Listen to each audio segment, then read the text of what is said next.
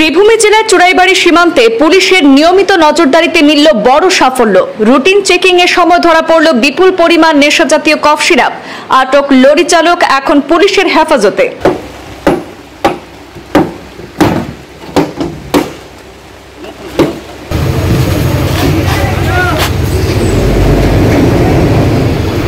উত্তর পূর্বাঞ্চলে মাদক পাচার রোধে সক্রিয় পুলিশ প্রশাসনের আরও এক কার্যকর পদক্ষেপ। শ্রীভূমি জেলার বাজারিছড়া থানাধীন চুড়াইবাড়ি ওয়াচপোস্টে রুটিন চেকিং এর সময় তল্লাশিতে ধরা পড়ল বিপুল পরিমাণ নেশাজাতীয় কফ সিরাপ।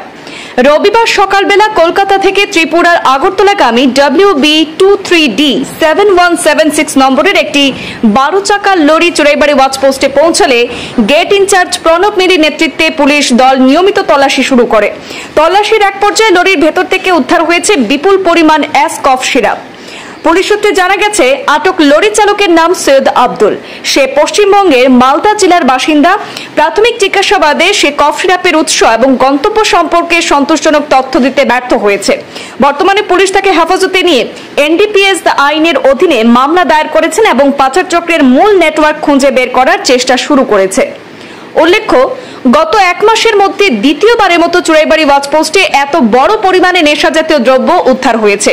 এর আগেও একই রুটে একাধিকবার কফ সিরাপ, ইয়াবা এবং অন্যান্য মাদকদ্রব্য সহ পাচারকারীদের আটক করতে সক্ষম হয়েছে বাজারিছড়া থানার পুলিশ।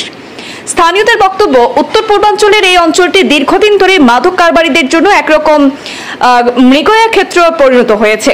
তবে পুলিশের ঘন ঘন অভিযান এবং কড়া নজরদারিতে পাচার চক্রের দমনে যে কার্যকর পদক্ষেপ নেওয়া হচ্ছে তাতে সন্তোষ প্রকাশ করেছেন এলাকার সাধারণ মানুষ।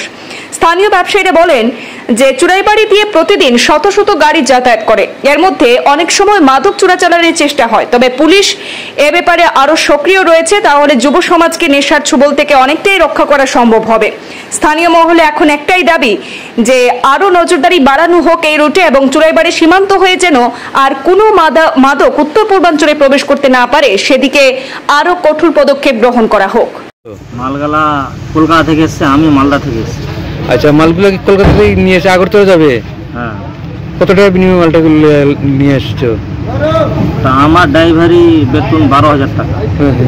ছাড়া আমি আর কিছু জানি না। মালিকরা বলতে পারবে, মালিক বা যা ট্রান্সপোর্ট যারা লোড করিয়েছে ওরা বলতে পারবে। আচ্ছা, মালটা কতটা মাল আছে, কত পিস?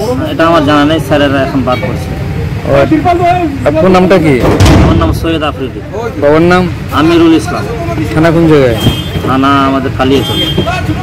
গ্রামের নাম? গ্রামের নাম লালুটোলা। এখন আমি থাকি 17 মাইল, নতুন 17 মাইল।